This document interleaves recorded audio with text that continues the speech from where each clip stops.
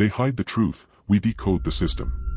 When we think about the universe, we imagine something curved, like a sphere, or something complex, bending in ways we can't fully see.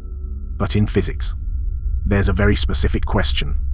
What is the shape of the universe? Not its contents, but space itself.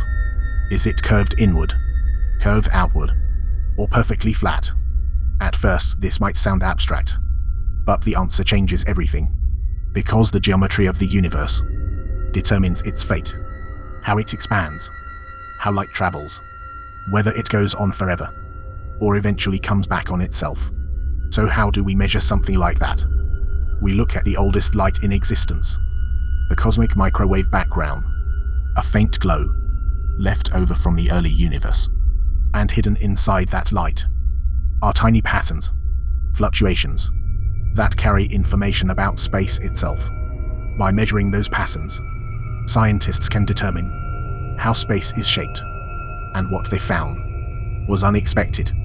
The universe appears almost perfectly flat, not curved, not closed, not open, just flat, which means parallel lines stay parallel, light travels in straight paths, and the geometry follows rules we're familiar with.